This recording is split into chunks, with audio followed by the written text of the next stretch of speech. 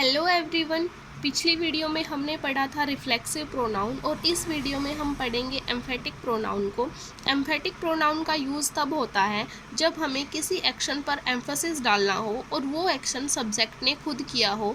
जैसे generally subject उस action का डूअर नहीं है, लेकिन सब्जेक्ट खुद पर एम्फेसिस डालना चाहता है कि ये एक्शन मैंने खुद किया था, अपने आप किया था, तब हम एम्फेटिक प्रोनाउन का यूज़ करते हैं।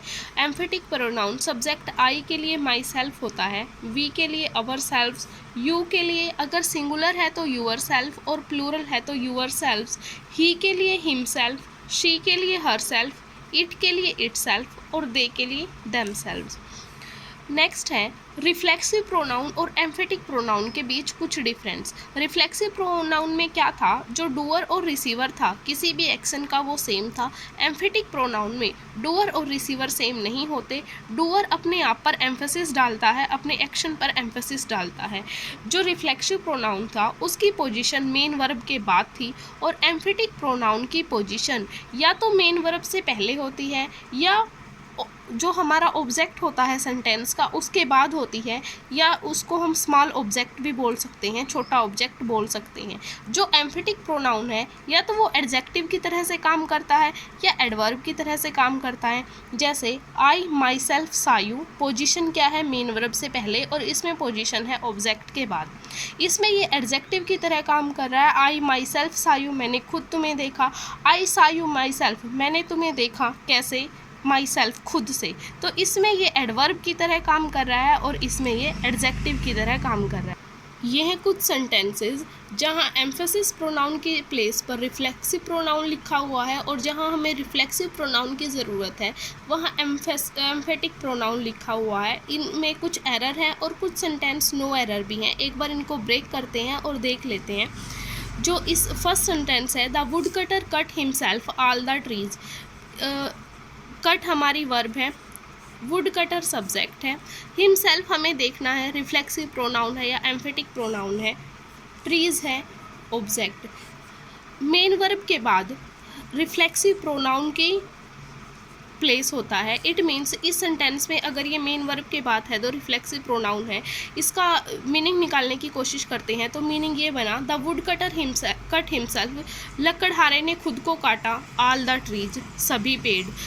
तो ये सेंटेंस इस हिसाब से मीनिंगलेस है। हमें यहाँ पर क्या चाहिए, एम्फेटिक प्रोनाउन चाहिए कि जो लकड़हारा है उसने खुद पेड़ों को काटा। अगर हमें यहाँ पर ये रिफ्लेक्सिव प्रोनाउन है, बनाना इसको एम्फेटिक प्रोनाउन है और एम्फेटिक प्रोनाउन की जो पोजीशन होती है या तो वो मेन वर्ब से पहले होगी या तो कट वर्ब से पहले होगी या फिर ट्रीज के बाद होगी। ये सेंटेंस दो तरीके से ठीक हो सकता है। फर्स्ट होगा, इस हिमसेल्फ को हम यहाँ से हटाकर कट से पहले ले आएँ, the woodcutter himself cut all the trees, या फिर सेकंड ये होगा, the woodcutter cut all the trees himself. Second है, Roshni prepared herself very well for the exam.